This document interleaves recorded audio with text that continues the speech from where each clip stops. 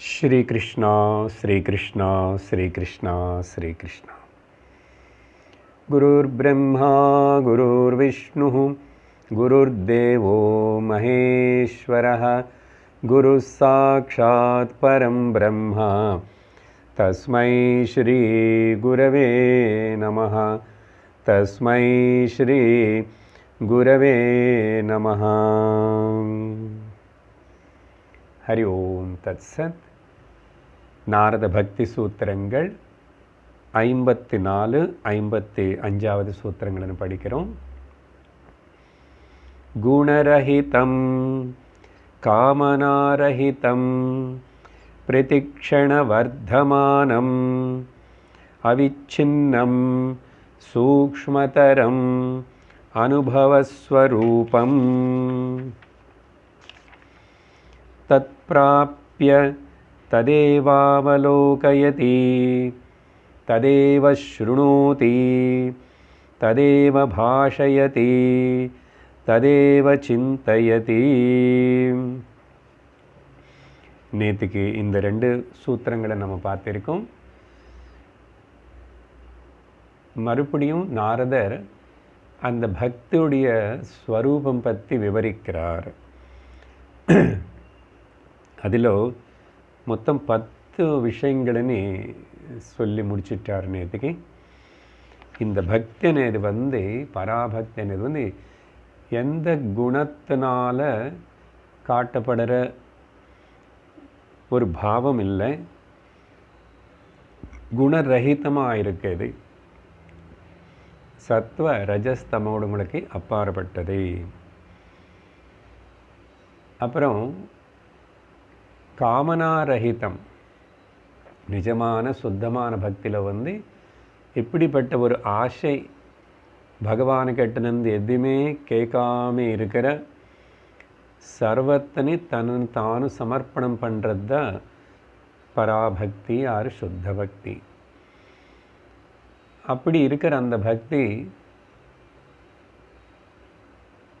காட்ட காட்ட நனிக்க நனிக்க சேய சேய கொடுக்க கொடுக்க தினம் தினம் வர்த்தமானம் பிரதிக்ஷணம் அது வளர்ந்துட்டே இருக்கும். அடுத்தது அதில் எப்படிப்பட்ட ஒரு விச்சித்தி கிடையாது, டிவிஷன் கிடையாது, அவிச்சின்னம். இது புரிஞ்சுக்கிறதே கொஞ்சம் கஷ்டம், கிரகிக்கிறது கஷ்டம், அது அடையிறதையும் கொஞ்சம் சிரமம்தான். நிறைய நம்ம உட்டி கொடுக்க வேண்டியது இருக்கு. அதுக்கு சாதனைகளாக முந்தாவது நாளில் பார்த்தோம். 12 விஷயங்களை நாரதர் பேசியிருக்காரு. சூக்ஷ்மதரம், த சட்லர் தேன் தி சட்லஸ்ட்.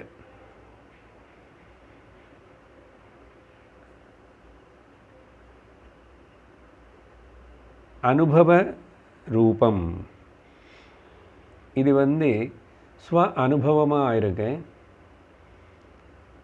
செல்ஃப் லவ் அப்படியா இருக்கிறதுனால அதில் அனுபவம் தொடர்ந்து நமக்கு தோணுறது உள்ள ஆத்மானேது பிரேமஸ்வரூபம், அதனால் அனுபவஸ்வரூபமாக இருக்கிறது. அதனால தான் எல்லோரும் நம்மளை விரும்பணும், நம்மளை மேலே பிரேம காட்டணும்னு விரும்புகிறோம். மனிதன் நம்மளும் பிரேம காட்டுறோம். ஏன்னா ஆத்மாவுடைய ஸ்வரூபம் பிரேமா.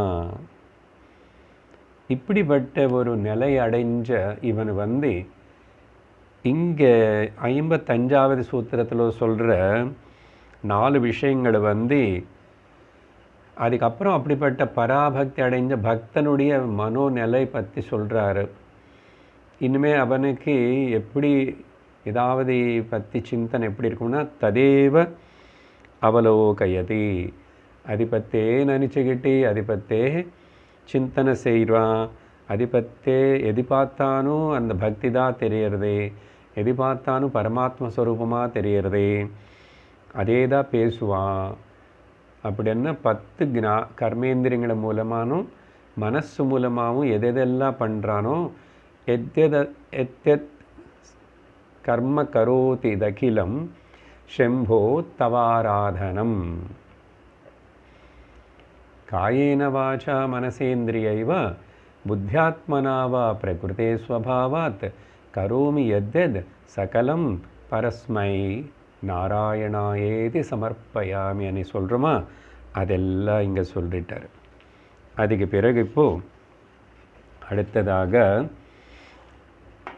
56வது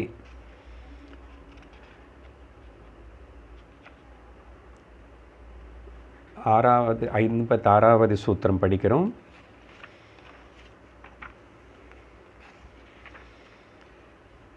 இந்த 55வது சூத்திரம் வரைக்கும் பராபக்தியுடைய பல விஷயங்கள் பேசி சொல்லி, அந்த பக்தனை பற்றியும் சொல்லி, சாதனங்களும் சொல்லி, பக்தியோட ஸ்வரூபத்தின் 2 வாட்டி ஆரம்பத்திலையும் இப்போ கடைசியிலும் விவரிச்சுட்டு, இப்போ 56லோ கௌணி த்ரிதா குணபேதாத் ஆர்த்தாதிபேதாத்வா.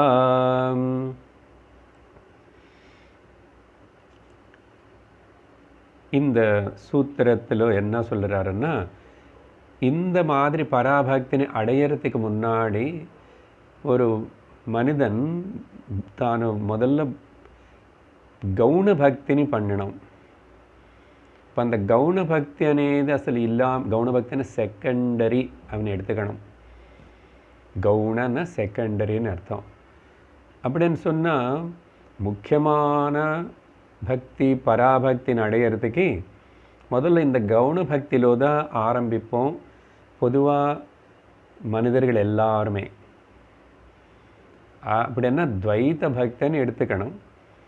ஆனால் இங்கே அது ஒரு குறிப்பிட்ட விஷயமாக சொல்லி விவரிக்கிறாரு. இந்த கவுனி 3 விதமாக இருக்கு. த்ரிதா. எதனால் அந்த கவுன பக்தி 3 விதமாக இருக்குன்னா, செகண்டரி பக்தி ஆர் துவைத பக்தி, குணபேதத்தினாலையும், அடுத்தது ஆர்த்தாதி பேதாத்வா. பொதுவாக பக்தன் பற்றி சொல்லும்போது ஆர்த்தா அப்படின்னு பகவத்கீதையிலோ இந்த ஸ்லோகம் பகவானே சொல்லியிருக்காரு. ஆர்த்தோ ஜிக்ஞாசுரர்த்தார்த்தி ஞானீச்ச பரதர்ஷபா அப்படின்னு சொல்லி அங்கே சொல்லப்பட்டது. ஸோ முதல்ல குணபேதம், நேத்திக்கு கூட இந்த குணபேதம் பற்றி குணரகிதம்னு சொன்னதுனால நேத்திக்கே நம்ம அதை பற்றி பல விஷயங்களை பார்த்துருக்கோம். சத்வகுண பிரேமா, அப்புறம் ரஜோகுண பிரேமா, தமோகுண பிரேமா, 3 விதமாக பார்த்தோம். 3 குணங்கள் மூலமாகவும் பிரேம காட்டுறாங்க. ஆனால் அதில் உத்தமமானது சத்வகுண பிரேமான்னு சொல்லிட்டோம். ஆனால் அந்த சத்வகுண பிரேம கூட கவுன பிரேம பக்தியில் தான் வரும். ஆனால் அதில் அது உத்தமமானது. அது உத்தமமானதுன்னு 57வது சூத்திரத்தில் நாரதரே சொல்ல போகிறாரு. ஸோ இப்போது குணபேதம் இருக்கிறதுனால, சத்வரஜஸ்தமோ குணங்களுடைய பேதத்தினாலையும், அதுக்கப்புறம் இந்த ஆர்த்தா ஜிக்னாசு அர்த்தார்த்தி அப்படின்னு 3 சொல்லப்பட்டது. பகவத்கீதையில் பகவான் 4 சொன்னார். இங்கே இவர் 3 தான் சொல்கிறாரு. நாரதர் த்ரிதான்றாரு அப்படின்னு சந்தேகம் வரக்கூடாது. ஏன்னா 4வது ஞானி பக்த தான் ரொம்ப சிறந்தவர்னு அப்படி சொல்லி பராபக்தி அது ஆல்ரெடி பேசி முடிச்சிருக்கோம். இப்போது அது வரத்துக்கு முன்னாடி செய்ய வேண்டிய சாதனையாகவும் ப்ரிப்பரேட்டரி ஸ்டெப்பாக இருக்கிறதுனாலையும், செகண்டரி கவுன பக்தியாக இருக்கிறதுனாலையும் இங்கே 3 தான் இருக்கு. அதனால தான் 3 ஆர்த்த ஆதிபேதாத் அப்படின்னா நமக்கு தெரிஞ்சிருக்கணும். பகவத்கீதையில் படித்ததுனால ஆர்த்த அர்த்தார்த்தி ஜிக்னாசு ஞானி. ஆனால் பகவத்கீதையில் சொல்லும்போது ஆர்டர் ஆர்த்தோ ஜிக்னாசுன்னு வந்தது செகண்டில். அது என்ன అనేది 7வது சூத்திரத்தில் பார்ப்போம். அதனால் ஸோ குணபேதம்னாலையும் அப்புறம் இந்த ஆர்த்த ஜிக்னாசு அர்த்தார்த்தன பேதம் இருக்கிறதுனாலையும் 3 விதமாக சொல்லப்படுறது அப்படின்னு. இங்கே நேற்றுக்கு பார்த்த மாதிரி பகவத்கீதையிலோ பகவான் வந்து பராபக்தி விஷயம் சொல்லும்போது அந்த நிலைக்கு வரத்துக்கு மய்யேவ மன ஆதஸ்த்வ மயி புத்திம் நிவேஷய நிவசிஷ்யசி மய்யேவ அத ஊர்த்வம் ந சம்சயः ததேவ அவலோகயத்தைன்னு சொன்னமா நேற்றுக்கு. இப்போ கூட அந்த முந்தாவது சூத்திரத்தில் அதுக்கு ஒரு சப்போர்ட்டிவ் மய்யேவ ஆதஸ்த்வ మయి బుద్ధిం నివేశయ அவன் புத்தியிலோ புத்தி எனக்குள்ளதா பிரவேசமாய் அவன் புத்தியிலோ நான் தான் நிந்திருக்கேன். நிவேஷய மையேவ நிவசிஷ்யசி மையேவ எனக்குள்ளதான் அவன் நிவசிக்கிறான். அவன் புத்திக்குள்ளே நான் தான் நிவசிக்கிறேன் மனசில். அப்படி இருக்கிற அவனுக்கு அதுக்கப்புறம் அத ஊர்த்வம் ந சம்சய அவன் கண்டிப்பாக வந்து இப்படிப்பட்ட அனுபவ ரூபமான பக்தினி அடையுவான், பராபக்தினு சொல்லிட்டு பகவான் அங்கே சொல்லியிருக்கார். அதே மாதிரி இப்போ சொன்ன இந்த விஷயத்துக்கு ஈட சமமாக அப்புறம் அந்த 54 55 சூத்திரங்களுக்குள்ளே சொன்னால் ததேவ அவலோகயதி ததேவ ஸ்ருணோதி ததேவ பாஷயதி ததேவ சிந்தையத்தின்னு சொல்கிறதுக்கு சாந்தோக்கியோபனிஷத்தில் இதுக்கு சமமாக இருக்கிற ஒரு மந்திரம் இருக்கு. யத்ர நான்யத் பஷ்யதி எங்கே வேறே பரமாத்மனை ஆத்மனை தவிர வேறு எதுவுமே பார்க்கல அவனும். எத்திர ந அந்யத் பஷ்யதி ந அந்யத் ஸ்ருணோதி.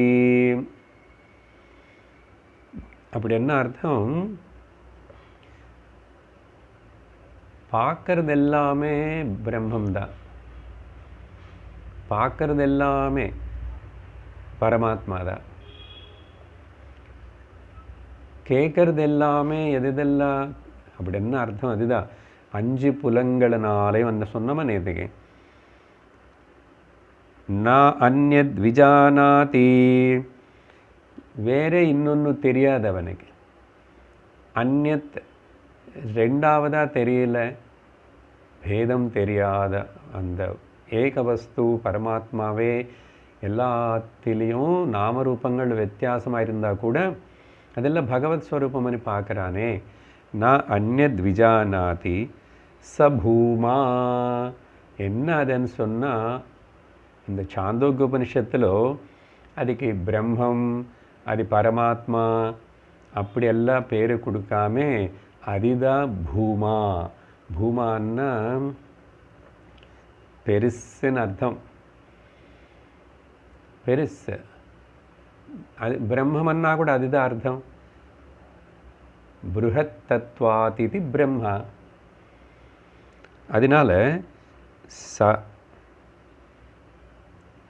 ஸோ எது வந்து அந்நியமாக தெரியல, அந்நியமாக பார்க்கல, அந்நியமாக கேட்கல, ரெண்டாவதாக தெரியலையோ அது எது இருக்கின்றனதோ அது வந்து பூமா. இது வந்து நாரதருக்கு சனத்குமாரர் உபதேசம் பண்ண பூமா வித்யா அந்த இடம். இந்த நாரதரே அவங்களுடைய அண்ணாமார்களான சனத்குமாரர்கிட்ட படித்து தெரிஞ்சுக்கிட்டார். நான் இவ்வளவு சாஸ்திரம் இத்தனை வித்தியைகள் எல்லாம் படித்து தெரிஞ்சுக்கிட்டேன், ஆனால் எனக்கு வந்து இன்னும் குறையாவே இருக்கே, பூர்ணமான திருப்தி ஆனந்தம் வரலேன்றார் நாரதர். அப்போதான் அங்கே பிரம்ம வித்தியத்தினே உபனிஷத்து பரமாக டீச் பண்ணப்பட்டிருக்கு. பாருங்க, ஞானம் అనేది அந்த பக்திக்கு ஒரு ஃபைனல் டச் கொடுக்கணுமன்னா, ஒரு ரிஃபைன்மெண்ட் கொடுக்கணுமன்னா பரிபூர்ணத்தை கொடுக்கணும்னா அங்கே உபனிஷத்து ஞானம் இருக்கணும், பிரம்ம ஞானம் இருக்கணும். அப்படி சொல்லி உபனிஷத்து அத அப்படி இல்லாமல் ஒருவேளை அத யத்ர அந்யத் பஷ்யதி எல்லாம் வேற்றுமை பார்க்குறான், டைவர்சிட்டி பார்க்குறானே, பேதம் பார்க்குறான். அத யத்ர அந்யத் பஷ்யதி அந்யத் ஸ்ருணோதி பலதாக கேட்குறான், பலதாக சாஸ்திரம் என்னவோ பலது பேசுறதுன்னு சொல்லிட்டு அது பலதுன்னு நினச்சிக்கிட்டு பிரம்மப்படுறான். அந்யத் ஸ்ருணோதி, அப்புறம் அந்யத் விஜானாதி,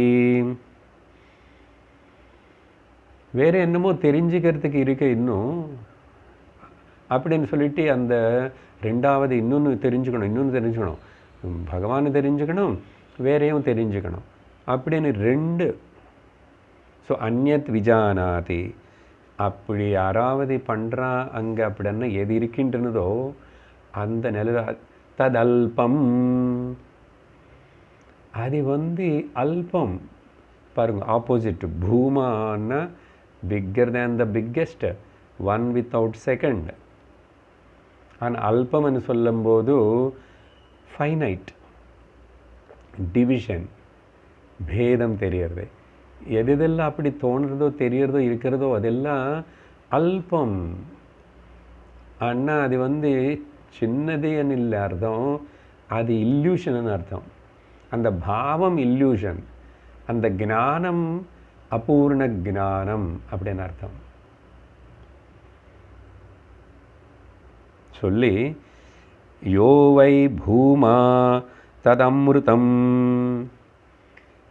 யார் இந்த பூமான்னு தெரிஞ்சுக்கிறானோ, பிரம்மம்னு தெரிஞ்சுக்கிறானோ, அந்த தெரிஞ்சுக்கிறது அது மரணமில்லாத வஸ்து, தானும் மரணமில்லாத பிரம்மம்னு தெரிஞ்சுக்கிறான். அமிர்தம். அடுத்தவனு ததல்ப தன்மர்த்தியம், எது பேதம் டிவிஷன் அபூர்ணத்தனு பார்க்குறானோ அது மரணம். அஜ்ஞானம் அல்பம், மரணம்னா சம்சார பந்தம் சக்கரத்திலோ சுத்துறது கண்டினியூ ஆகும். பூமா பிரம்மம் ஏகம் అని தெரிஞ்சுக்கும்போது அது அமரணமாக இருக்குது, அமிர்தமாக இருக்குது அப்படின்னு. இது நேத்திக்கு சொன்ன ஸ்லோகங்களுக்கு சூத்திரங்களுக்கு சம்பந்தமாக. அப்புறம் 56 இப்போ என்ன படித்தோம்? கௌணி த்ரிதா குணபேதாத் ஆர்த்தாதி பேதாத்வா. இப்போது அது கொஞ்சம் விவரிக்கிறாரு அடுத்த சூத்திரத்தில். 57வது சூத்திரம். உத்தரஸ்மாத் பூர்வா ஸ்ரேயாய பவதி. அப்படின்னா உத்தரஸ்மாத் அண்ணா அந்த 3 ஆர்டர் இருக்கா. எது? முதல்ல குணம் எடுத்துக்கிறோம். சத்வகுணம், ரஜோகுணம், தமோகுணம். இந்த 3த்துக்கு கீழே இந்த 3 வகையான கீதையில் சொன்ன சத்வத்துக்கு கீழே ஆர்த்தான்னு வச்சுக்கணும். அப்புறம் ரஜோகுணத்துக்கு கீழே ஜிக்னாசுன்னு வச்சுக்கணும். அப்புறம் தமோகுணத்துக்கு கீழே அர்த்தார்த்தின்னு வச்சுக்கணும். 3 இப்போ இந்த 3 இந்த ஆர்டர் சொன்னமா. உத்தரஸ்மாத்ன்னா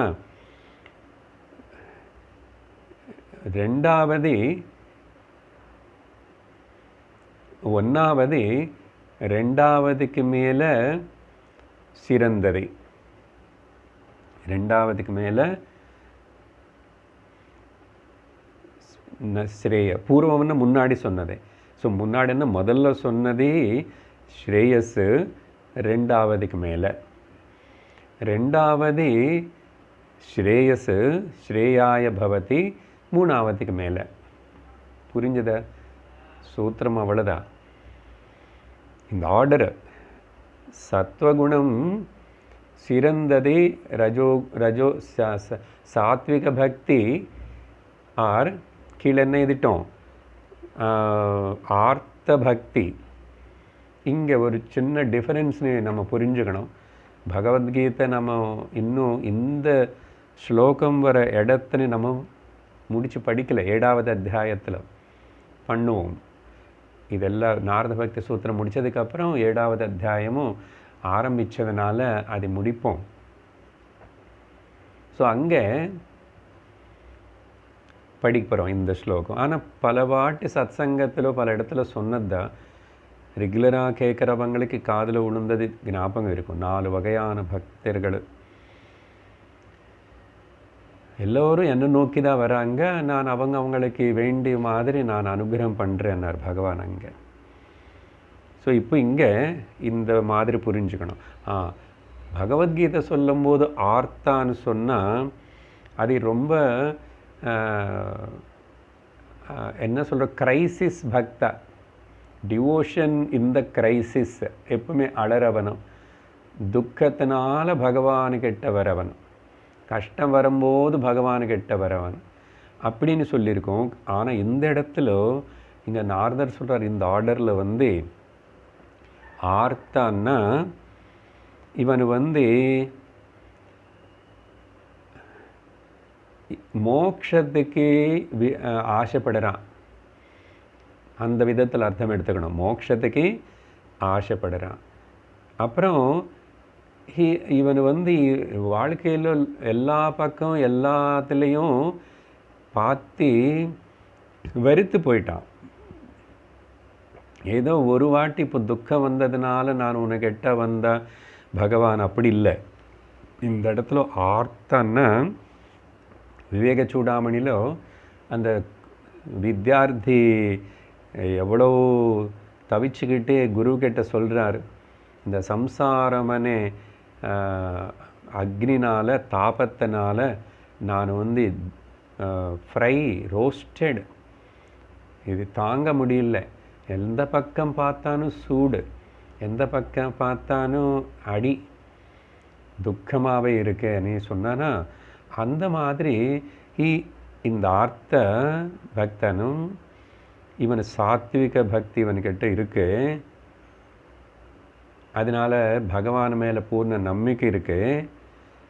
அப்புறம் மோட்சம் இதிலிருந்து விடுதலை வேணும்னு ஆசைப்படுறான்.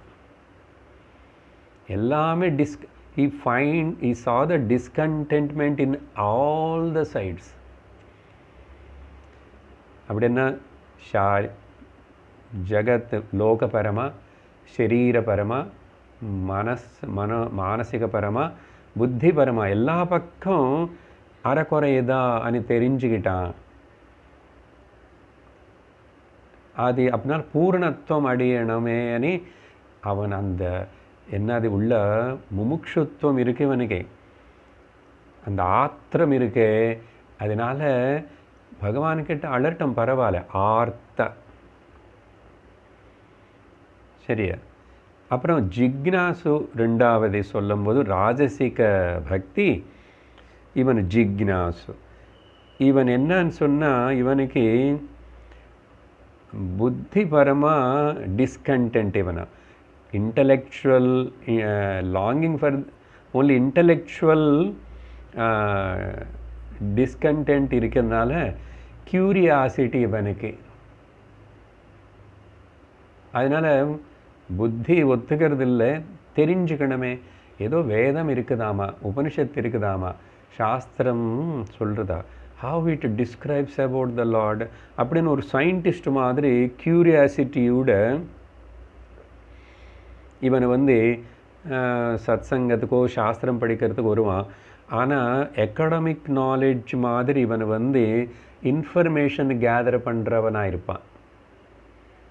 அதனால் இவனோட புத்தி எப்பவுமே புக்கிஷ் நாலேஜாக இருக்கும். இன்னும் புது புஸ்தகங்கள் பலதெல்லாம் படிக்கணும் தெரிஞ்சுக்கணும். Because I equip my self with that different statements. அது நான் உபயோகப்படுத்திக்கணும், இது எனக்கு மோட்சத்துக்காக நான் படிக்கிறேனேது நிறைய பேருக்கு லோகத்தில் இருக்காது. நல்ல கவனிங்கோ. இங்கே ஜிக்னாசு అని சொல்கிறது வந்து ஜஸ்ட் க்யூரியாசிட்டினால் என்னன்னு தெரிஞ்சுக்கிறோம். How it will be. I already நான் வேறே படிச்சிருக்கேன். நான் ஆல்ரெடி காலேஜில் வந்து டிகிரி போஸ்ட் கிராஜுவேட் இதெல்லாம் பண்ணி post graduate. So I am well educated. No I want to இன்னும் கொஞ்சம் I want to add one more feather to my intellectual bank. இது வந்து என்ன சொல்கிறது, இப்போது வேதம் படிக்கிறாங்க நிறைய பேருன்னா அந்த கோவிலில் பூஜாரியாக இருக்கணும், மந்திரங்கள் தெரிஞ்சுக்கணும். அது வந்து வயிற்று பொடுப்புக்கு நல்லா உபயோகரமாக இருக்கும். நான் பிராமணனாகவும் பிறந்ததுனால எனக்கு வேறே எல்லோரும் போகிற மாதிரி எனக்கு வேறே வேலைக்கு போக முடியல, இன்ஜினியர் டாக்டர் படிக்க முடியல. இந்த காலம் பற்றி சொல்கிறேங்க. அப்போது நான் வந்து படிக்கிறேன். ஏது மந்திரங்கள் எல்லாம் படிக்கிறான், நிறைய வருஷம் செலவு பண்ணி படிக்கிறான். ஆனால் இவ்வளவு படித்து அதிலேயே இல்லை, அதில் க்யூரியாசிட்டி, அந்த தர்க்கம் படிக்கணும், வியாக்கரணம் படிக்கணும். நிறைய வாட்டி ஃபிலாசபி இந்த வேதாந்தம் படிக்கிறதுக்கு வந்தாலும் ஆசிரமத்தில் அங்கங்கே சில பேர் பார்த்திங்கன்னா அந்த கிராமரு அது ரொம்ப ஃபேசினேட்டிங்காக இருக்கும். முக்கியமாக யங்ஸ்டர்ஸ் படிக்கும்போது அந்த யூத் ஏஜில் வந்து வேதாந்தம் படிக்கணும்னு கோர்ஸ்னு சில ஆசிரமங்களுக்குள்ளே நிறைய ஃபாரினர்ஸும் வருவாங்க. நாங்கள் படிக்கும்போது அங்கேயும் சின்மயா மிஷனில் வந்தாங்க.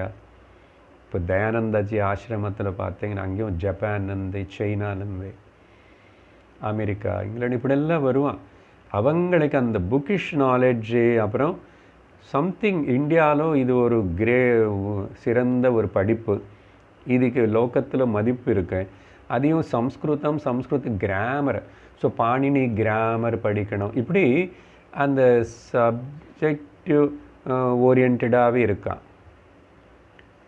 பாஹ்யமாகவே இருக்கிறான். அதனால தானே இப்படி இருக்கிற அவங்க லோகத்தில் இருக்காங்க, எப்பவுமே இருப்பாங்க, நிறைய பேர் அப்படி இருப்பாங்க. அதுக்கு தான் நான் இந்த வேதம் படிக்கிற பிராமணர்கள் சரி வேதம் படித்தாச்சு, ஏதோ வயிற்று படுப்புக்கு கோவிலில் பூஜாரி இருந்து பல வீட்டுக்கு போய் பூஜையெல்லாம் பண்ண வைக்கிற எல்லாம் செய்கிறேன். நான் இப்போது அதுக்கப்புறம் வேதாந்தம் படிக்கணும் அப்படின்னு ஆசை வர வேண்டாமா? வைராக்கியம் விவேகம் வந்து பக்தியில் வந்து பராபக்திக்கு போகணுமனே வயிற்று படுப்புக்காகவா இதெல்லாம் வச்சுக்கிறோம்? பணம் டிமாண்ட் பண்ண இதெல்லாம் பண்ண வைப்போம். அப்படி இல்லைன்னு தோண மாட்டேங்குதே. அப்படி பார்த்தா நிறைய பேர் இருக்காங்களே இல்லையா நம்ம நாட்டில். ஸோ இன்னொரு பக்கம் அந்த மாதிரி த புக்கிஷ் நாலேஜ் இது எனக்கு பிரயோஜனப்படணும். It is meant for me. இது வந்து என்ன நான் அதுதான் மோட்சம் அடையணும்னு இச்சை இல்லை, just curiosity to gain some information. இப்படி தான் நிறைய பேர் எஜுகேட்டட் பீப்புள் எல்லாம் சத்சங்கத்துக்கு வரவங்களை வந்து அதனால தான் அவங்க படித்து வந்தவங்களை சொல்லி கொடுக்கறது கஷ்டம். ஏதாவது கொஞ்சம் அங்கங்கே கேட்டு இப்படி கேட்டு கொஞ்சம் அது கேட்டு கொஞ்சம் இது படித்து தானாக படித்து வந்தவங்களுக்கு சிஸ்டமேட்டிக் டீச்சிங்கு சம்பிரதாயபத்தமான குரு டீச் பண்ணுறது குருவுக்கு கஷ்டம் இல்லை. குரு டீச் பண்ணாலும் அவங்க வாங்கிக்க மாட்டான். ஏன்னா அவருடைய பிரெயின் வந்து நிறைஞ்சிருக்கிற காஃபி கப்பு மாதிரி இருக்கு. ஓகே, ஜென் ஸ்டோரிஸில் சொல்லுவாங்க, ஒருத்தன் வந்தார் ஜென் மாஸ்டர் கிட்ட, அவன் வந்து மெடிடேஷன் சொல்லி தாங்குவாங்க. இவர் வந்து சரி முதல்ல மெடிடேஷன் அப்புறம் முதல்ல டீ குடிச்சிடலாம் அவன் 2 கப்பு வச்சுட்டு அந்த டீ ஜக்கில் வந்து டீ ஊற்றிட்டே இருக்கிறாரு. அப்புறம் வந்தப்பவே இன்ட்ரடக்ஷன் பண்ணார் அந்த வந்த ஆள். நானும் அங்கெல்லாம் போனேன், இங்கெல்லாம் போனேன், அது படித்தேன், இது படித்தேன், அதையும் தெரிஞ்சுக்கிட்டேன், இதையும் தெரிஞ்சுக்கிட்டேன், நிறைய அப்படி இப்படி எல்லாம் சொன்னதுனால அப்படிப்பட்ட உனக்கு அதெல்லாம் நீ எம்டி பண்ண முடியாது, பண்ண மாட்டேன், அதனால் நான் உனக்கு சொல்லி தர முடியாது, கஷ்டம்னு சொல்கிறதுக்கு இவர் என்ன பண்ணார், அப்படி சொல்லாமல் அந்த கப்பு 2 வச்சுட்டார். ஒரு கப்பில் டீ போட்டார் நிறைஞ்ச வரைக்கும். இன்னொரு கப்பில் டீ ஊற்றிட்டே இருக்கார். டீ கொட்டுறது வெளியில் போகிறது போயிட்டே இருக்கிறதா. அவர் வந்தவன், சார் என்ன ஆயிடுச்சு உங்களுக்கு, any problem, I think you are not mentally well, cup நிறைஞ்சிருக்கு அதுலேயே டீ ஊற்றுறீங்க, கீழே போயிட்டுருக்கன்னா, that is what I want to convey my dear. நீ இந்த நிறைஞ்சி ஃபுல்லாக இருக்கிற கப்பு மாதிரி இருக்க நீ, அதனால் இப்போ நான் உனக்கு எல்லாம் ஊற்றிட்டு அது வெளியில தான் போகும் தவிர வேஸ்ட்டாக நிற்காது அப்படின்னு சொல்லி கொடுத்தாராமா. அப்போது எல்லாம் எம்டி பண்ண முடியுமா? அந்த எம்டி பண்ணணும், அதுக்கு தான் சரண்டர் வேணும், ஸ்ரத்த வேணும். எனக்கு எதுவுமே தெரியாது, எதுவுமே இனிமேல் பிகினிங் ஃபஸ்ட்டு புதுசாக படிக்கிற மாதிரி அந்த குரு கிட்ட படிச்சுக்கணும். ஸோ இதெல்லாம் இருக்கிறது ரேரன்னு சொன்னார்ல நேற்றுக்கு, பாத்திரத்தை யாருக்கோ எங்கோ இருந்தால் அந்த பக்தி ஞானம் பிரகாசிக்கும். ஸோ ஜிக்னாசு பற்றி பேசிகிட்ருக்குறோம். இந்த சூத்திரம் சிம்பிளாக தான் இருக்க பார்க்குறதுக்கு, ஆனால் இதுக்கு பின்னாடி புரிஞ்சுக்க வேண்டிய விஷயம் இவ்வளோ இருக்குது. ஸோ ராஜசிக பக்தியில் ஜிக்னாசுவாக இருப்பான், க்யூரியாசிட்டியோடு இருப்பான். ஆனால் ஆர்த்த பக்தனுக்கு எட்ட சொல்லும் போது இன்னொரு பாயிண்ட்டும் அங்கே சொல்ல வேண்டியிருக்கு. ஆர்த்த பக்தனுக்கு சாத்விக குணம் இருக்கு, சரண்டர் நேச்சர் இருக்கு, பகவான் மேலே அத்தியந்த பிரேமம் இருக்கு. கூடவே அந்த பகவத் தத்துவத்தை தெரிஞ்சுக்கிறதுக்கு நானும் ஒரு குரு கிட்ட போய் சரணடைஞ்சு ஜிக்னாசு கூட இருக்கு இவனுக்கு, ஆர்த்தனுக்கு. இங்கே மட்டும் அது ரெண்டும் சேர்த்துக்கணும், ஜிக்னாசு கூட இருக்கு உள்ள. அதனால இப்போ ஆர்த்த பக்தன் அப்படியே சாஸ்திரம் படிக்கிறதுக்கு வரமாட்டார்னு உங்களுக்கு சந்தேகம் வரும் இல்லைன்னா. இப்போ நான் 2வது ஜிக்னாசு பற்றி பேசும்போதோ இப்படிப்பட்ட சந்தேகம் வரும். அப்படி இல்லை, ஆர்த்த முதல் இவன் சரணாகதி, பக்தி, ஸ்ரத்தா, அப்புறம் எனக்கு லோகத்தில் எதுவுமே வேண்டாம், எல்லாத்துலேயும் பெரிய பிரமாதம் இருக்கு, டேஞ்சர் இருக்கு அப்படின்னு சொல்லிட்டு தோஷ தர்சனம் பண்ணி அதனால வந்தான். அதனால் சாஸ்திரம் நீங்கள் சொல்லித்தாங்க, நான் படிக்கிறேன். ஸோ இவனுக்கு உள்ள ஜிக்னாஸ் இருக்குது, மோட்சம் அடையறவன் ஆசை இருக்குது, பகவான் மேலே அத்தியந்த நம்பிக்கை பிரேமம் இருக்குது குரு சாஸ்திரம் மேலே.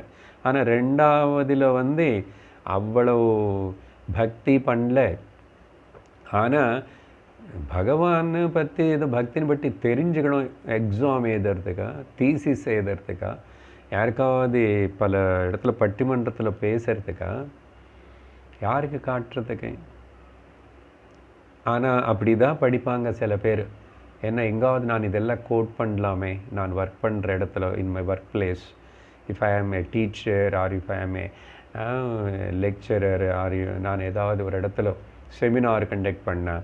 So some extra information knowledge எல்லாம் இருக்கும். நிறைய பேர் இப்படி தான் வெல் எஜுகேட்டட் பீப்புள், கொஞ்சம் பீப்புள் நிறைய புஸ்தகங்கள் வச்சுருப்பாங்க வீட்டில்.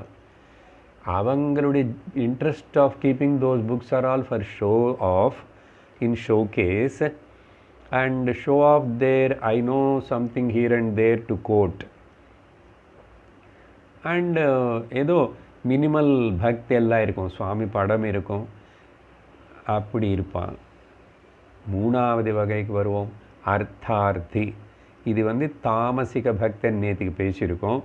இப்போ இவனுக்கு அர்த்தார்த்தியன்னு பேர் கொடுக்குறேன். அர்த்தார்த்தியன்னா கேவலம் இவனுக்கு வரலில் என்ஜாய்மெண்ட்ஸ் எனக்கு பத்தலை. வரலில் என்ஜாய்மெண்ட்ஸ் எல்லாமே, அர்த்தம்னா பணம்னு அர்த்தம். இங்கே பணம் மட்டும் இல்லை, பணம் இருந்தால் எல்லாம் அனுபவிக்கலாம் இல்லை. So he's unhappy, discontent about he's sensual pleasures, அவருக்கு இருக்கிற கம்ஃபர்ட்ஸ், லக்ஸுரியஸில் இவனுக்கு திருப்தி இல்லை. அதனால தான் எனக்கு வேணும், என்னோடய குடும்பத்துக்கு வேணும், எனக்கு பையனுக்கு வேணும், என்ன பொண்ணுக்கு வேணும், ஏன்னா இப்படியெல்லாம் என்னோடய பிஸ்னஸ் நல்லா நடக்கணும், அது நடக்கணும்னு இப்படியெல்லாம் சொல்லி இருக்கிற அர்த்தார்த்தி. இது ரொம்ப மட்டமான பக்தி. இப்போ நமக்குள்ள கப்புன்னு தோணும். என்ன பெரும்பாலும் நினச்சி பாருங்கோ. இன்னும் கொஞ்சம் சில பாயிண்ட் சொன்னதுக்கப்புறம் கிளியராக செக் பண்ணிக்கலாம். நம்ம லோகத்தில் எத்தனை பேர் எப்படி எங்கே பொதுவாக பார்க்குற லோகத்தில் பக்தின்னு நம்ம ஏமாந்து போய் இவ்வளோ நாள் நாரத பக்தி சூத்திரம் படிக்காமே இருக்கும்போது என்ன நினச்சிட்ருக்குறோன்னு தெரியும். இன்னும் கொஞ்சம் இருக்குது பாயிண்ட்ஸு. இப்போ 3 புரிஞ்சிச்சா கிளியராக? இப்போ இந்த 3த்துனே நம்ம ஆல்ரெடி படித்து முடித்த 18, 17, 16 அந்த ஆர்டரில் அந்த சூத்திரங்களில் சொன்னது இங்கே சேர்த்துக்கிட்ட என்ன சார் ஞாபகம் இல்லையே? நான் ஞாபகப்படுத்துகிறேன். 18வது சூத்திரத்தில் சாண்டில்யர் சொன்னார் என்னன்னா, ஆத்மரதி அவிரோதேனா. அவனுக்கு ஆத்மனை தெரிஞ்சுக்கணும். ஆத்மனை தெரிஞ்சுக்கிறதுக்கு நான் நான் பக்தி அதுக்காக தான் பண்ணுறேன். பகவான் அதுதான் வேண்டிக்கிறேன். அதுக்கு தான் சாஸ்திரம் படிக்கிறேன். பிரம்மம்னு தெரிஞ்சுக்கணும். ஆத்மத்துக்கு அவிரோதமாக இல்லாத மாதிரி இருக்கிற விதமாக லைஃப் ஸ்டைல் அவனுக்கு இருந்துச்சுன்னா அவனு தான் ஆர்த்த பக்தன், அவன் தான் சாத்விக பக்தன். அதுதான் சாண்டில்யர் சொல்கிறார். அடுத்தது 17 அங்கே 17வது சூத்திரத்தில் அங்கே ஜிக்னாசு ராஜசிக பக்தன் என்னது கர்கர் என்ன சொன்னார்? கதாதிஷு அனுராக. இவனுக்கு கதை கேட்கறதுல ரொம்ப இன்ட்ரெஸ்ட்டு. சரியா? கதை கேட்குறதுன்னா அந்த சாஸ்திரம் கொஞ்சம் ஏதாவது படிக்கணும். பகவத்கீதை படித்தா கூட எவ்ரிதிங் இஸ் ஓன்லி. ஆனால் அங்கே பாசிட்டிவாக சொல்லியிருக்கோம், அது இருக்கணுமனே. அப்போ என்ன, ஆர்த்த பக்தன் கதை கேட்க மாட்டான, பகவத் கதைன்னு கேட்பான். இங்கே இந்த இடத்துல கர்கர் சொன்னது கதாதிஷு அனுராகன்னா எவ்வளோ நாள் கதையே கேட்டுட்டு இருப்பேன். கதைக்கு பின்னாடி இருக்கிற கருத்து என்ன, அந்த கதை எதுக்காக சொல்லப்பட்டது, அந்த புராணங்கள் எதுக்காக எழுதப்பட்டது, அசல் எல்லாத்துடைய நோக்கம் என்ன, இது தெரிய வேண்டாமோ? அதானே சொல்லிட்டோம் முந்தா நேற்று. வேதே ராமாயணே சைவா புராணே பாரதே ததா ஆதாவந்தே ச மத்தியே ச ஹரிஸ் சர்வத்ர கீயதே.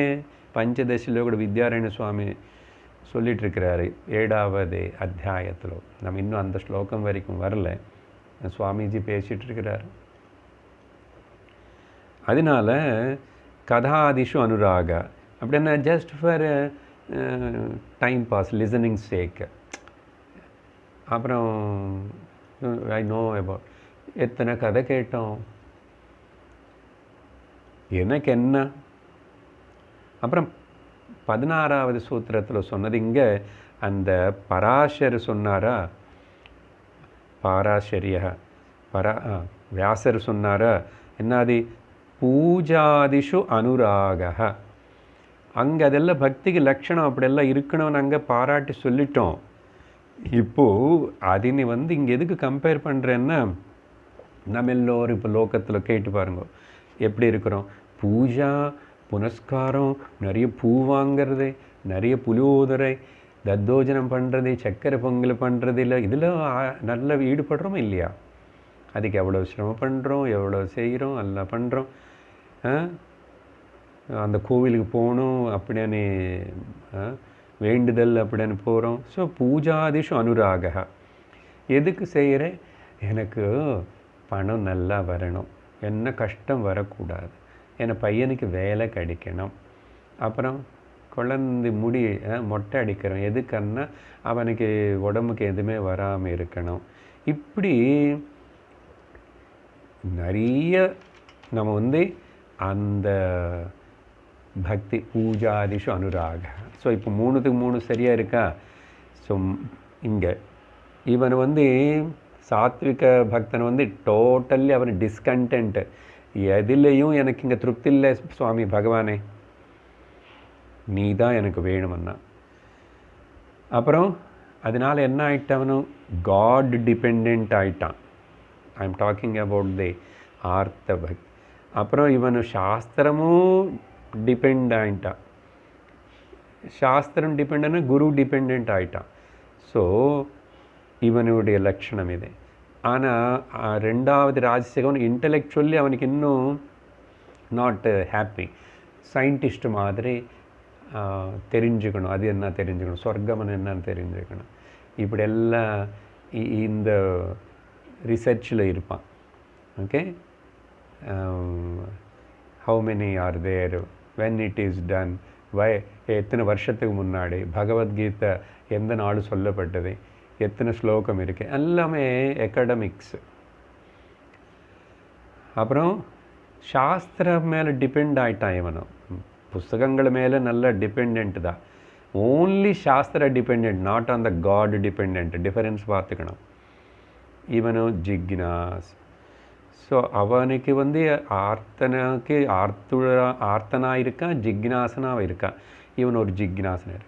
மூணாவது வகையில் என்ன சொல்லிட்டோம், இவன் ஓன்லி வேர்ல்டு டிபெண்ட்.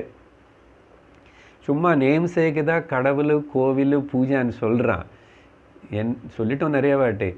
கடவுள்னு சாதனமாக வச்சுக்கிட்டு நம்ம சாத்தியம் உலகம், உலகத்துன்னு சத்தியமாக வச்சுக்கிறோம். பகவானு கூட விவகாரம் பண்ணுறோம் தலைகீழ. அதனால இவன் வேர்ல்டு டிபெண்ட் தான். பட் இவன் பக்தனாக காணப்படுறான். தெரியல பாப்போம், அவனுக்கு செய்கிறான். ஆனால் என்னதான் பிரயோஜனம்? எவ்வளோ நாளைக்கு அப்படி இருப்பேன்? இவன் என்ன ஓன்லி ஃபார் மெட்டீரியல் பெனிஃபிட்ஸு. புரிஞ்சதா? இப்போ நினச்சி யோசிச்சு பாருங்கோ. லோகத்தில் எத்தனை பேர் எத்தனை பேருக்கு இருக்கிற பக்தி அவங்க நினைக்கிற பக்தி என்னது சொல்லுங்க. இப்போது அர்த்தார்த்தி பக்தி. ஆனால் நம்ம எல்லோரும், நீங்கள் எல்லோரும் அப்படி இருக்கக்கூடாது. எப்படி இருக்கணும்? ஆர்த்த பக்தனாக இருக்கணும். கரெக்டாக புரிஞ்சுதா? சொல்லுங்க. நம்ம எல்லோரும் ஆர்த்த பக்தர்கள். நமக்கு பகவானு தான் வேணும், ஞானம்தான் வேணும். அதுக்கு சாஸ்திரம் குரு வேணும், நாட் ஃபார் எனி திங். அதனால் இப்படி செய்யலேன்னு வச்சுக்குங்கோ. என்ன சொல்லுவாங்க பொதுவாக, பவித்திரமான கங்கா ஜலத்தை கஷ்டப்பட்டு அங்கே போய் பிரயாகில் எங்கேருந்தோ காசிலிருந்து கொண்டு அந்த கங்கா ஜலம் வச்சு பாத்ரூம் க்ளீன் பண்ணுறதுக்கு உபயோகப்படுத்திட்டானாமா ஒருத்தனும். யாரோ ஒருத்தரன் இல்லைங்க, அர்த்தார்த்தி பக்தியாக இருந்துட்டு பகவானே நீ வேணுமனு கேட்கறதுக்கு பதிலாக சின்ன சின்ன அல்பமானதெல்லாம் கேட்டுட்டு எனக்கு பணம் கொடு, தங்கம் கொடு, துணி கொடு, ஆரோக்கியம் கொடு, வீடு கொடு, காரு கொடு. இது என்னன்னா கங்கா ஜலத்தனே, பவித்திரமான கங்கா ஜலத்தனை குடிச்சிக்கிறதுக்கு வச்சுக்க வேண்டியது உள்ளக்கு எடுத்துக்கிட்டு பவித்திரமான தலைமையில் போட்டுக்க வேண்டிய தீர்த்தத்தனை பாத்ரூம் க்ளீன் பண்ணுறதுக்கு உபயோகப்படுத்துகிறான்னு ஒருத்தனை எப்படி இருக்கும்? எக்ஸாக்ட்லி நம்ம எல்லோரும் அப்படி தான் இருக்கும். நம்ம எல்லோரும் இல்லை, சாரி, நம்ம இல்லை, லோகத்தில் பெரும்பாலும் நமக்கு இது புரியாத போது நம்ம கூட அப்படி தான் இருக்கும். முதல்ல அப்படி தான் இருக்கும். சாஸ்திரமும் படிக்கல, எதுவுமே தெரியல. இப்போ தான் தெரியுது. பரவாயில்ல, இப்போவாவது தெரியறது புரியறதுன்னா எவ்வளவோ நல்லது. ஸ்ரேயஸ்ன்னு சொல்லிட்டார் இல்லை? அதனால தான் துருவனுடைய கதையில் பாகவதத்தில் பார்த்தோம். துருவனுக்கு பகவானுடைய தரிசனம் கிடைச்சது, பகவானோட அனுகிரகம் பண்ணார், நல்ல ஸ்லோகங்கள் எல்லாம் சொல்லிட்டான். அதனால் இப்படிப்பட்ட பக்தி செஞ்சதுக்கு பகவான் சரி உனக்கு உள்ள அவ்வளோ ஒரு ஆசை இருக்குல்ல, நீ உனக்கு அந்த பெரிய இடம் கொடுப்பற, துருவ பதம் கொடுக்குறே அப்படின்னு சொல்லி அனுகிரகம் பண்ணி நீ இப்போ ராஜ்யம் அப்பா கிட்ட வீட்டுக்கு போ, ராஜா ஆகிடும். இப்படி இத்தனை 36,000 வருஷம் அப்படி இப்படின்னு கதை இப்போ தான் அதை பார்த்துட்ருக்குறோம். அதையும் பாகவதமோட 4வது அத்தியாய ஸ்கந்தம் பெண்டிங்கில் இருக்கு, முடிப்போம் ஒன்று ஒன்றா. Okay, don't worry. அது துருவனு கதையில் அப்புறம் அழுன்றான். பகவான் மறைஞ்சு போனதுக்கப்புறம் திரும்பி வீட்டுக்கு வரும்போது ஐயையோ என்ன பண்ண நானும், பகவானை தரிசனம் பண்ணிக்கிட்டு இவ்வளோ சீக்கிரமாக தபஸ்லேயே நானும் அப்படிப்பட்ட பகவானை கிட்ட நின்று என்ன கேட்கணும்?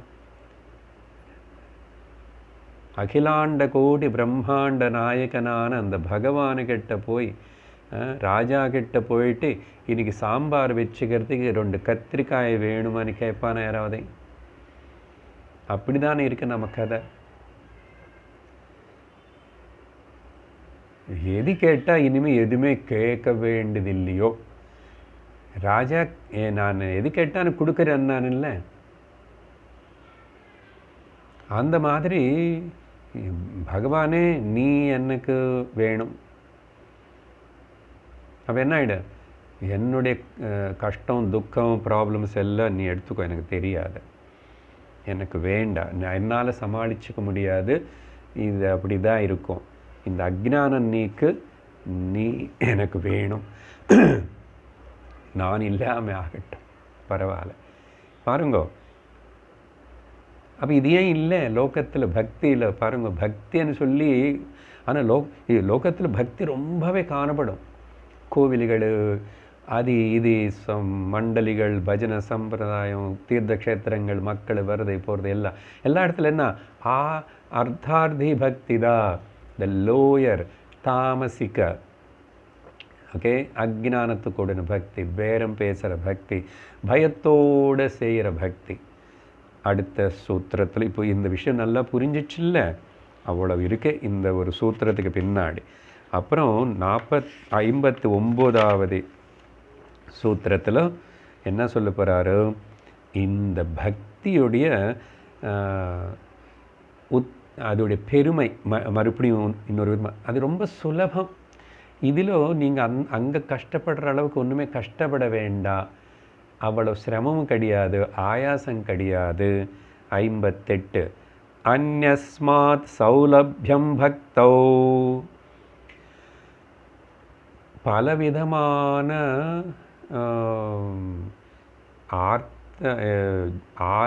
அர்த்தார்த்தி பக்தியாக இருக்கிறதுக்கு, ஜிக்னாசு பக்தியாக இருக்கிறதுக்கு, இல்லை கர்ம லக்ஷணா பக்தி, அந்த விதமாக சொல்கிறேன், உபாசன லக்ஷணமாக பக்தி, அப்புறம் யோகபரமான டிசிப்ளின் கூட இருக்கிற, அது எல்லாமே ரொம்ப சிரமம்.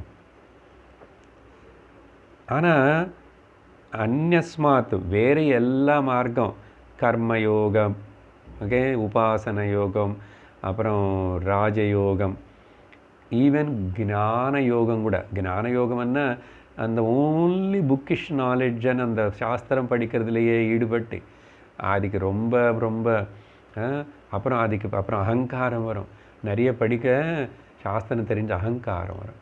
அதனால தான் சங்கராச்சாரியர் பஜகோவிந்த ஸ்லோகங்கள் எழுதும்போது ஃபஸ்ட்டு ஸ்லோகத்தில் நஹி நஹி ரக்ஷதி டுக்ருன்கரணே பஜகோ, அது கிராமர். கிராமரு வியாக்கரணம் பாண்டித்யம் உன்னை கரையேற்றாது, கோவிந்தன் பஜனை பண்ணும், கோவிந்தனுடைய ஸ்வரூபம் தெரிஞ்சுக்கோ. அதனால் ரொம்ப எக்கடமிக்காகவே நம்ம புத்தி வேலை பண்ணக்கூடாது, அது பிரயோஜனப்படாது. ஸோ அதனால் அந்யஸ்மாத், அந்த வேறு எல்லா விதமான மார்க்கங்களை போகிறதுக்கு பதிலாக, இல்லை பணமே ஆசிச்சுட்டு இருக்கிறது, அதில் ஏதாவது போதுமனு தோணிச்சா, எல்லாம் சரியாயிடுச்சா, பயம் போயிடுச்சா, திருப்தி வந்ததா இல்லையே, இன்றைக்கி இந்த பூஜை இந்த வேண்டுதல் விரதம் முடிஞ்சு போச்சு, அடுத்தது இன்னொரு ப்ராப்ளம் நிற்கும், வருமோன்னு பயம், அப்புறம் அதுக்கப்புறம் திரும்பி இன்னொரு வேண்டுதல், இன்னொரு இடம், அங்கே போகணும், திருப்தியாக பண்ணல, சிரமப்படணும், ஏமாத்துறாங்க, பணம் செலவு பண்ணணும், அப்புறம் உடம்பு தான் டயர்டாகும், ஆனால் பண்ணணும் ஏதோ ஒரு ஆசையோடு பண்ணுறான். அது எல்லாத்திலும் ஸ்ரத்தா தான் இன்வால்வ் ஆகிறான்.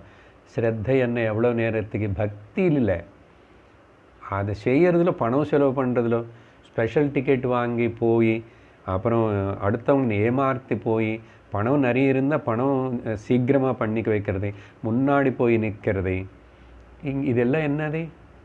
அதெல்லாம் ஸ்ரத்தையாக பண்ணுறான். பகவானுக்கு முன்னாடி, கடவுளுக்கு முன்னாடி எல்லாத்தையும் ஏமாற்றிட்டு, பகவானை ஏமாத்தினவன்னு நினச்சிக்கிட்டு இப்படியெல்லாம் பண்ணிட்டு அதில் ரொம்ப உத்ருதமாக ரிகரஸ் இருக்கான். இதான் லோகத்தில் கவனிப்போம். அதெல்லாம் வேண்டாம், எங்கே போக வேண்டாம், எதுவுமே செய்ய வேண்டாம், செஞ்சது போதும், போனது போதும், இருந்தபடிக்கு இருந்தபடிக்கு இருந்துட்டு உன்னோட மனசுன்னு இருக்க வேண்டிய இடத்துல இருக்கிற மாதிரி வைக்கிற இடத்துல வெய். அதனால தான் கோபிகைகள் சொன்னாங்க, பகவானே நீ போனால் இல்லை, இங்கேருந்து விட்டுட்டு அங்கங்கே போனேன். மதுரை போனேன், அப்புறம் துவாரகா போயிட்டேன், வரலை. சரி போ, ஆனால் நீங்கள் எங்கள் மனசில் வந்து போக முடியுமா? போ பார்க்கலாம் எங்கள் மனசில் வந்து, தெரியுமா? சேலஞ்ச் பண்ணுறாங்க. So go out of our mind. பகவானுக்கு அங்கே தான் ரொம்ப ரொம்ப சந்தோஷப்பட்டு ஆனந்தப்பட்டு, கோபிகளே நீங்கள் பேசுகிறது வாஸ்தவம் தான், அதனால தான் நானும் பக்த ஹிருதயத்தில் நான் பந்திக்கப்பட்டேன்னாரு. அதனால் பகவானை ஹிருதயத்தில் பந்திச்ச அப்புறம் எங்கே தான் போகணும், என்ன தான் செய்யணும், என்ன தான் செலவு பண்ணணும்? ரொம்ப சுலபம். இந்த பக்தௌ இந்த பக்தி மார்க்கம் வந்து டிவோஷன் అనేది இந்த மாதிரி டிவோஷனுங்க. ஆர்த்த பக்தி. இதுக்கு ஒண்டி பகவான் மனசில் எப்பவுமே அவர் நிறைஞ்சு நம்ம மனசில் உட்கார்ந்தா போதும். அதனால் இது எல்லாத்துக்கும் மேலே ரொம்ப சுலபம், சௌலபியம். ஓகே, சுகேன லப்யதேதி சௌலபியம்.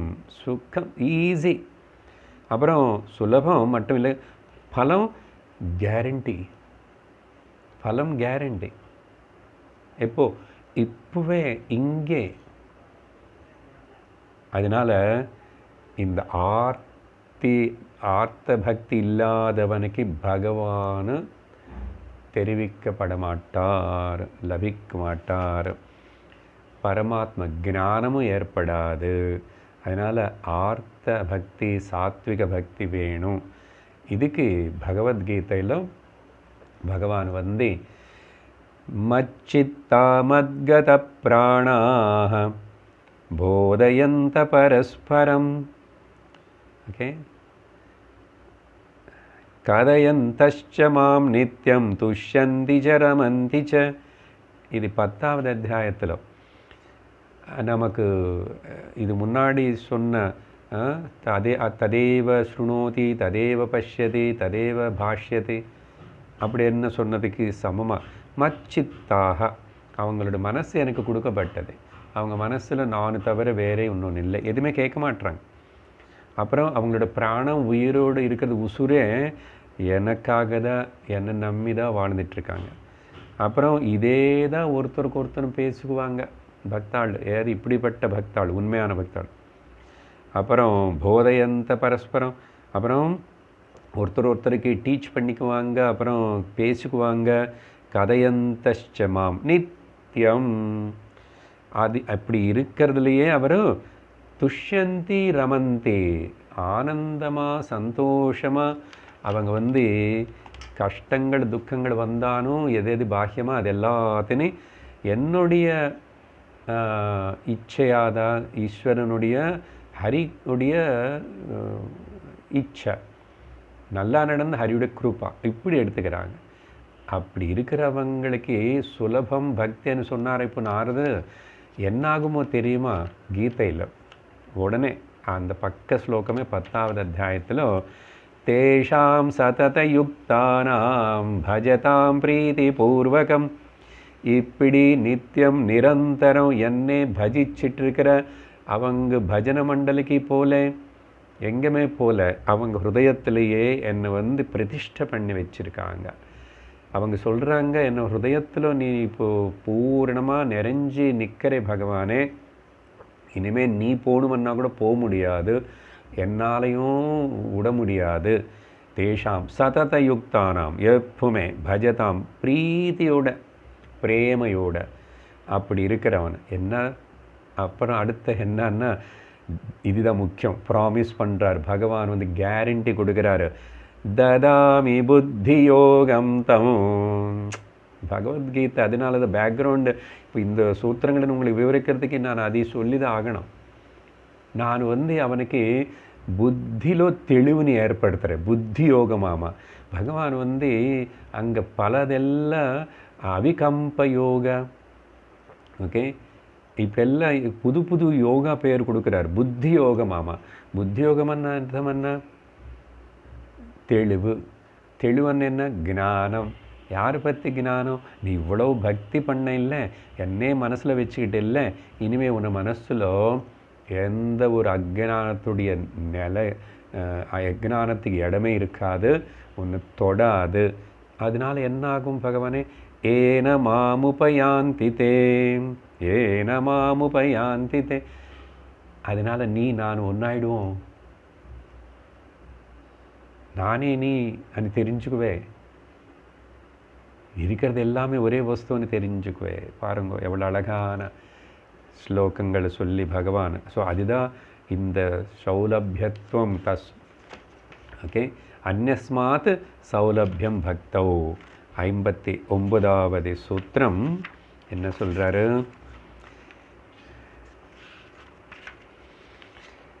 பிரமாணாந்தரஸ்ய அனபேக்ஷத்வாத் ஸ்வயம் பிரமாணத்வாத் ச.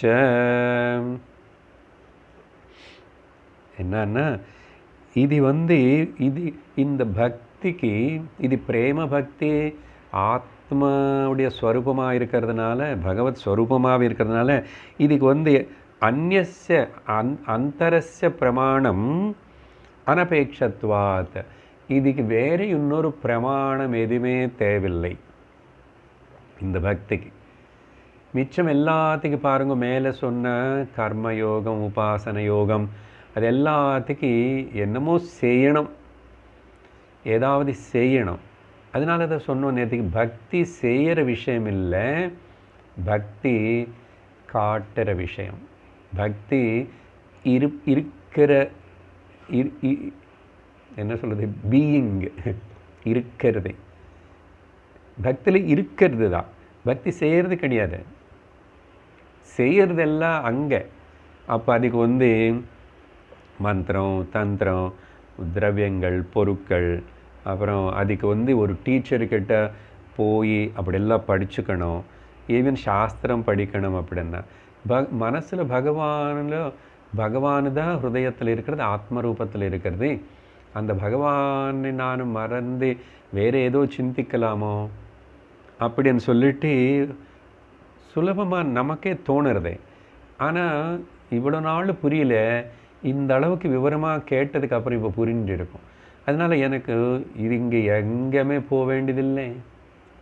ஒரு குரு இந்த விஷயத்தின்னு நமக்கு தெளிவாக சொல்லிக் கொடுக்குறார். அதுதான் புத்தி யோகம் ததாமியம்னு சொன்னார் இப்போது பகவான் கீதையில். என்னன்னா, நான் அந்த புத்தி யோகம் உனக்கு ஏற்படுறதுக்கு வேண்டிய ஏற்பாட்டுமெண்ட்டு. குரு உனக்கு சாஸ்திரம் படித்தான்னு புரியிற மாதிரி சக்தி, அந்த மேதஸ், புத்தி யோகம் ததாமி அகம், ப்ராமிஸ். ஆனால் நீ பக்தியோட வா, என்னை தெரிஞ்சுக்கணும் அனுவா, குருவுனே எனக்கு சமமாக பாரு, சாஸ்திரம் என்னுடைய பேச்சு வார்த்தையாக, என்னுடைய வாக்காக பாரு. அங்கே தான் பாருங்க. அதனால் சும்மா க்யூரியஸாக வந்தால், அப்புறம் ஏதேதோ மனசில் ஆசை வச்சுக்கிட்டு வந்தால் புண்ணியம் வரும், பாபம் வரும், எல்லாம் எடுத்து மூட்டை கட்டி பக்கத்தில் போய், தர்மம் அதர்மம் எல்லாத்தையும் மூட்டை கட்டி பக்கத்தில் போய், ஓன்லி பரமாத்மா என்ன இருக்கிறது, ஓன்லி பரமாத்மா தான். அந்த ஹரி தவிர, அச்சுதன் தவிர, பரமாத்மா தவிர வேறு இன்னொரு வஸ்து இல்லாத போது எதுக்கு இத்தனை பற்றி? அதனால இதுக்கு பிரமாணம் అనేది தேவையில்லை. அனபேட்சத்வாத். ஏன்? ஸ்வயம் பிரமாணத்வாத். It is self evident. இது கொஞ்சம் இன்னர மீனிங். ఆత్మ நான் பிரேமஸ்வரூபம் అనేది செல்ஃப் எவிடென்ட். அதனால தான் நான் அன்புன்னு எதிர்பார்க்குறேன்னு அர்த்தம். நானும் பிரேமஸ்வரூபமாக இருக்கிறதுனால எல்லாத்துலேயும் பிரேமன்னு பார்க்கணும்னு சொல்லி விரும்புகிறேன். ஆனால் அது புரியாதனால பாஹ்யமாக பௌத்திகமான பிரேமையாக மாற்றிக்கிட்டு நினச்சிக்கிறோம். ஆனால் இப்போ சிந்திச்சு பார்த்தா தெளிவாக விவேகத்தோட கவனிச்ச என்ன எடுத்து, ஸ்வயம் பிரமாணத்வாத், ஸ்வயம் பிரகாஷம், ஸ்வயம் ஜோதிஹி. ஓகே. இதனால் இதுக்கு ஒரு ப்ரூஃப் ஒன்றும் தேவையில்லை. நான் இருக்கேன் எனக்கு தெரியறது. அந்த தெரியறது வெளிச்சம், உணர்வு, இருப்புதல் இருக்கே வெளிச்சம். அது அப்புறம் என்ன இருக்கு? ஆனந்தமாக இருக்கு, பிரேமஸ்வரூபமாக இருக்கு. அதனால் இந்த பிரேமஸ்வரூபம் இங்கே செல்ஃப் லவ், லவ் செல்ஃப், ஆத்ம பிரேம ஆனந்தம் வந்து செல்ஃப் எவிடென்ட். சரியா? இதுக்கு ஏதாவது ஆதாரம் இருக்கா? இது புரியணும்னு வேறு ஒன்றும் வழியில்லை. தூக்கம் பற்றி சிந்தனை பண்ணணும். தூக்கத்தில் ஏதாவது அதுக்கு சப்போர்ட் இருக்கா? அப்புறம் என்னுடைய தூக்கத்துடைய ஆனந்தத்தினை உங்களுக்கு தெரிவிக்கிறதுக்கு சொல்கிறதுக்காக ஏதாவது எவிடென்ஸ் வேணுமா? எதுக்கு உனக்கு சொல்லணும், தெரிய வைக்கணும்? I my self lived in that I ஆம் லிவிங். ஸோ ஸ்வயம் பிரமாணத்தினால வேறு பிரமாணம் எதுவுமே இதுக்கு தேவையில்லாதனால இது ரொம்ப சுலபம். ஐயே அதி சுலபம், ஆத்மவித்யா ஐயே அதி சுலபம். 60வது சூத்திரத்திலிருந்து என்ன சொல்ல போகிறாருன்னு நாளைக்கு பார்ப்போம். ஓம் பூர்ணமத பூர்ணமிதம் பூர்ணாத் பூர்ணமுதச்யதே பூர்ணஸ்ய பூர்ணமாதாய பூர்ணமேவாவசிஷ்யதே. ஓம் சாந்தி சாந்தி சாந்தி. ஹரி ஓம் ஸ்ரீ குருभ्यो நமः. ஹரி ஓம். ஹரி ஓம் தத்சத்.